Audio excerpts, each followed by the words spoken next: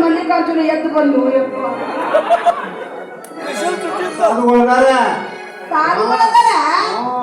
ಅವ್ರ ಕಡೆ ಹೋಗಿ ನಾವು ಪ್ರಾಣ ಮಾಡ್ಕೊಂಡು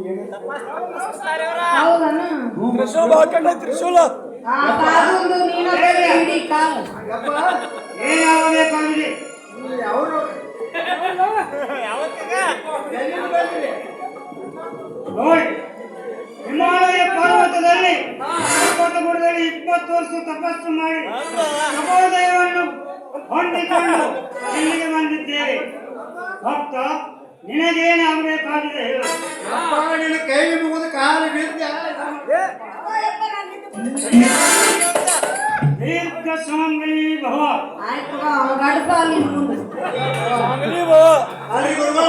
ಹೇಳಿ.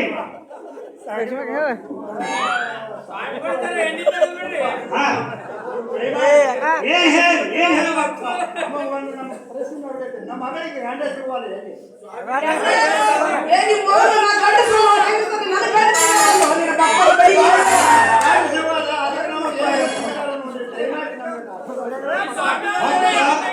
ನಿನ್ನ ಭಕ್ತನ ಮೆಚ್ಚುತ್ತೇನೆ.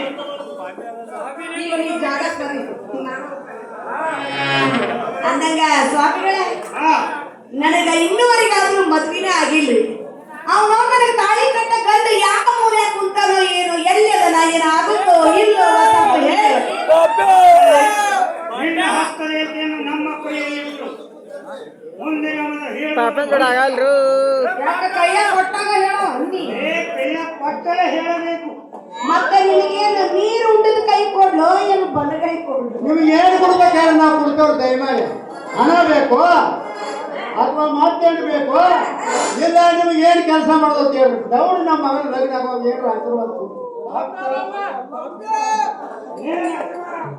ನಿನ್ನ ಮಗಳ ಕೈಯಲ್ಲಿ ಮಂಗಳ ದೋಷವಿದೆ, ಅದಕ್ಕೆ ಮದುವೆಯಾಗುವುದಿಲ್ಲ.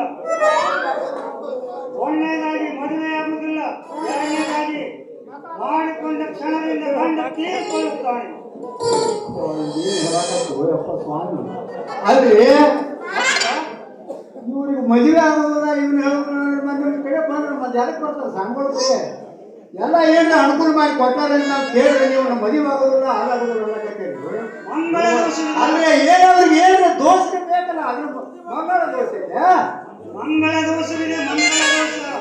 ಮಂಗಳ ದೋಷ ಅಂದ್ರೆ ಅದನ್ನು ಪರಿಹಾರ ಮಾಡಿಕೊಂಡರೆ ನಿಮ್ಮ ಮಗಳಿಗೆ ವರ ಸಿಗುವುದು. ಪರಿಹಾರ ಮಾಡ್ತೀರಿ, ಅದ್ರ ಮಾಡಿಬಿಡ್ರಿ. ನಿಮಗೆ ಏನ್ ಬೇಕಾದ್ರೆ ಹೋಗಲ್ವ? ಮಂಗಳ ದೋಷವೆಂದರೆ ವಿಷಕನ್ಯೆ ಎಂಬ ಅರ್ಥ. ಆ ವಿಷಕನ್ಯೆ ಪೂಜೆ ಮಾಡಿದರೆ ನಿನ್ನ ಮಂಗಳ ದೋಷ ಪರಿಹಾರವಾಗುವುದು. ಇವತ್ತು ಮುಗಿಸ್ಬಿಡ್ರಿ ಮಂಗಳಾರತಿ. ನಮ್ಮ ಮಗನ ಏನು ಮುಗಿಸೋದು ಮುಗಿಸ್ಬಿಡ್ರಿ.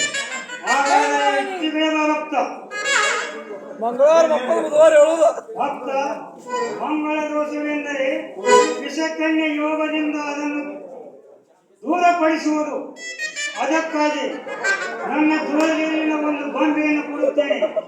ಗೊಂಬೆಯನ್ನು ಅರಿಶಿನ ಮತ್ತು ಹಚ್ಚಿ ಅವಳಿಗೆ ತಾಳಿ ಕಟ್ಟಿದರೆ ಮಾತ್ರ ಅದು ಪರಿಹಾರವಾಗುತ್ತದೆ.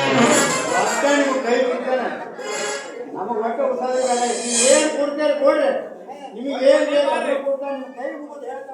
ಭಕ್ತ ಬೇರೆ ಐತೆ, ಬೇರೆ ಕೊಡ್ರಿ. ನಾವು ಪಟ್ನ ಹೋಗಿ ಏನ್ ಮಾಡೋದು ಕೇಳಿ ನಾವು ಮಾಡಿ ಬರ್ತಾನೆ. ಹಾಗಾದರೆ ಈ ವಸ್ತುವನ್ನು ತೆಗೆದುಕೊಂಡು ತುಂಗಾಭದ್ರಾ ನದಿಯಲ್ಲಿ ಮುಳುಗಿ ಬರುವನು. ಆ ನಂತರ ನಿನ್ನ ಮಗಳಿಗೆ ಒಂದು ಮಂತ್ರ ಪಠನ ಮಾಡುತ್ತದೆ. ಆ ಮಂತ್ರ ಪಠನ ಮಾಡಿಸಿದ ತಕ್ಷಣ ಅವಳಿಗೆ ವರ ಸಿಗುವುದು.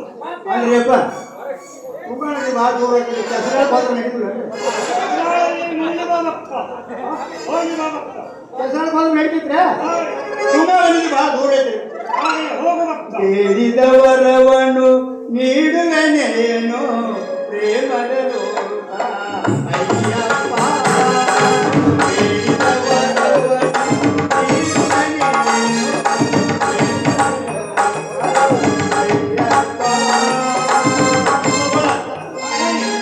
ಹೋಗಿ ಮೊದಲು ಬರ್ತಾನ್ರಿ ಹಾ ಯಾವಾಗ ಏನ್ ಹೇಳಪ್ಪ ಏನ್ ಕೊಟ್ಟಾನ ಕೆಲಸದವ್ರು ಹೋಗಿ ಮೊದಲು ಬರ್ತಾನ ಅವ್ರು ಸಾಂಗ್ಗಳು ಏನ್ ಹೇಳ್ತಾರ ನೋಡಿ ಕೇಳ ಅವ್ರು ಹೆಂಗ್ ಮಾಡ್ತಾರೆ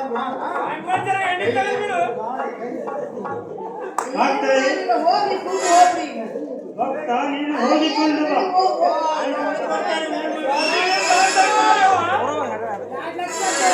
ಭಕ್ತರೇ, ನಮ್ಮ ಅಪ್ಪ ಹತ್ರ ಹೋಗ ಹಾ ಸದ್ಯಕ್ಕೆ ಕೃಷ್ಣನ್ ಜೊತೆ ಮದುವೆ ಆದ್ರೆ ನನ್ನ ಬಾಳೆ ಚಲೋ ಆತು ಅಂತ ಹೇಳಿದ್ರಿ ನೀವ್ ಏನ್ ಹೇಳ್ತೀರಿ ಜಲ್ದಿ ಮಂತ್ರ ಹೇಳ್ರಿ ನಾ ಜಲ್ದಿ ಕೃಷ್ಣನ ಹತ್ರ ಹೋಗ್ಬೇಕು. ಭಕ್ತರೇ, ನಿನ್ನ ವಿಷಕನ್ಯ ಯೋಗ ಎಂದು ನನ್ನ ಸಂಪನ್ನ ಆಗಿದೆ. ಅದಕ್ಕಾಗಿ ಕೃಷ್ಣ ಹತ್ತಿರ ಹೋಗುವುದು ಬೇಕಾಗಿಲ್ಲ. ಮತ್ತೆ ಎಲ್ಲಿ ಅದೇ ಹೋಗಬೇಕು? ಕೃಷ್ಣ ಇಲ್ಲಿ ಬರುತ್ತಾನೆ. ನಾನು ಮಂತ್ರವನ್ನು ಹೇಳುತ್ತೇನೆ. ಆ ಮಂತ್ರವನ್ನು 3 ಸಲ ಪಠಣ ಮಾಡಿದರೆ ಅದೇ ಕೃಷ್ಣ ಇಲ್ಲಿ ಬಂದು ನಿಲ್ಲುತ್ತಾನೆ. ಆಯ್ತು, ಆ ಮಂತ್ರ ಯಾವ್ದು ಹೇಳಿ? ಕಣ್ಣು ಮುಚ್ಚಿ ಮಂತ್ರವನ್ನು ಹೇಳಬೇಕು. ಹೇಳ್ತೀರಿ ಹೇಳುದು. ಅಲ್ಪ ಮಾತುಗಳನ್ನು ಮಾಡಬೇಡ, ದೀರ್ಘವಾದ ಮಾತನ್ನು ಮಾತನಾಡಬೇಕು. ಮಾತನಾಡಬಾರದು. ಹಾಗಾದರೆ ಕೇಳು. ಅಲರೆ ಅಲರೆ ಮುಕುಂದ ಮುರಾರೆ ಶ್ರೀಕೃಷ್ಣ ನೀ ಬೇಗನೆ ಬಾರು. ಹಾ ಪಠಣ ಚಾಲು. ಅಲರೆ 3 ಸಲ. ಹೇಳ್ರಿ ಮತ್ತೆ ಅಲರೆ ಅಲರೆ ಅಲರೆ ಅಲರೆ ಮುಕುಂದ ಮುರಾರೆ ಮುಕುಂದ ಮುರಾರೆ ಕೃಷ್ಣ ನೀ ಬೇಗ ಬಾ. ಕೃಷ್ಣ ನೀ ಬೇಗ ಬಾ. ಹೀಗೆ ಮಾಡಿದರೆ ಕೃಷ್ಣ ಬರುವುದಿಲ್ಲ. ನೀ ಮಾಡಿದರೂ ಕೃಷ್ಣ ಬರುವುದಿಲ್ಲ. ಯಾಕೆ ಬರುವುದಿಲ್ಲ? ತಿಂಡಿ ಹೆಚ್ಚಾಗಿ ಬರುವುದಿಲ್ಲ. ಏನ್ರಿ ಸ್ವಾಮಿಗಳೇ ಈಗ ಹೇಳಿದ? ಈಗೇನ ಅದನ್ನ ಹಾಡ್ಕೊಂತ ನಾನು ಕೂಗಿದ್ರೆ 3 ಸಲ ಬರ್ತಾ ಹೋದ್ರಿ ಕಣ್ಣು ಮುಚ್ಚಿ ಹಾಡ್ತೀರಿ ನೀವು ಕೃಷ್ಣ ಕಳ್ಸ್ರೆ ಅಲರಿ ಅಲರಿ ಮುಕುಂದ ಮುರಾರಿ ಗೋಪಾಲ ನೀ ಬೇಗ ಬಾರೋ.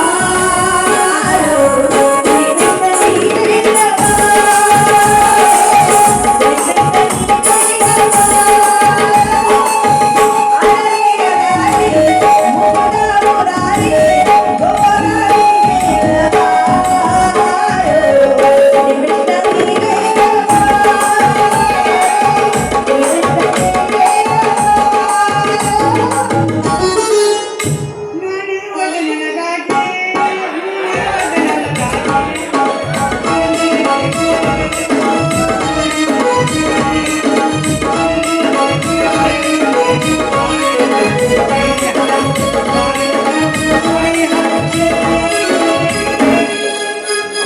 ಅಂತಿಂತ ಹೆಣ್ಣು ನಾನಂತ ನನ್ನಂತ ಹೆಣ್ಣು ಯಾರಿಲ್ಲ. ನಾ ಬರುವುದಾರಿ, ಗೌರವ ತೋರಿ, ನಾ ಬರುವುದಾರಿ, ಗೌರವ ತೋರಿ, ಅದರಿಂದ ಭಯ ಕಣ್ಣಿ ಕೊಂಡುವುದಲ್ಲ.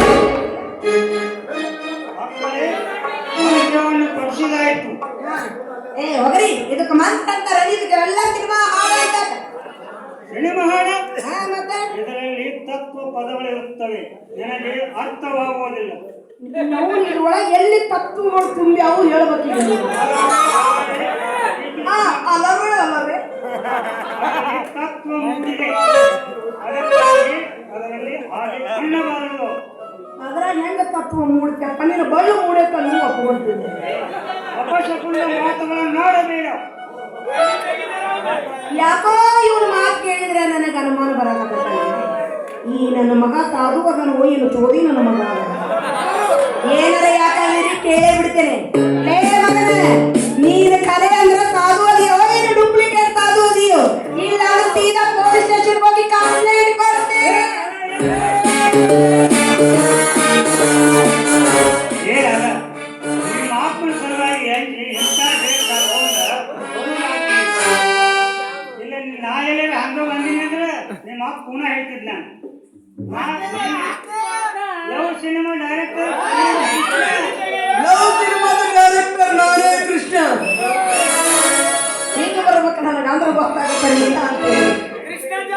ಅಲ್ಲ ನೀನೇನು ಬಂದಲ್ಲ ಭಕ್ತರ ಕಡೆ ಇಂದಾಗೆಲ್ಲ ಸಾಧು ವೇಷ ಹಾಕೊಂಡ್ ಬಂದಿಯಲ್ಲ.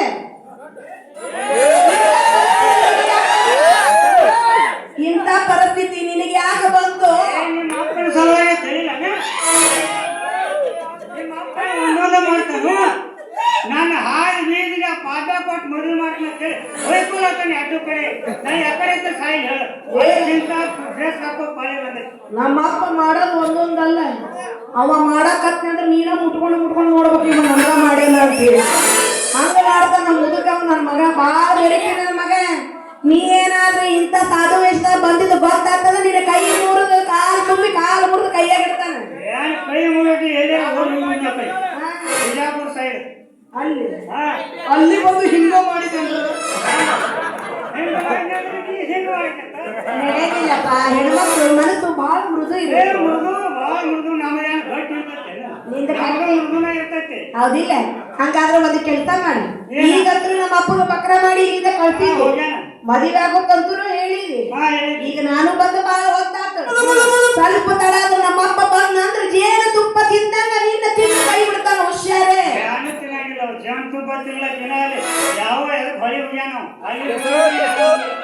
ಏನು ಮಾಡಿ ಹಾಗಾದ್ರೆ ಮತ್ತೆ ತಡ ಮಾಡಿ.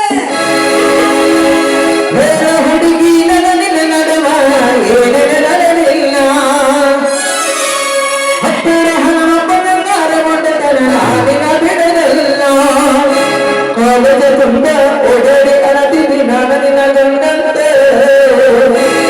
ಮದುವೆಗೆ ಬಂದದಿ ಮಂಗಳವಾರ ದಿವಸ ಕರಿಯಕ್ಕೆ ಏನಂತೆ ಆಮೇಲೆ ಬಿಜಾಪುರ ಹೂವ ನನಗ ಕಟ್ಟೆಲ್ಲ ಮನಗಂಡ ನೋವ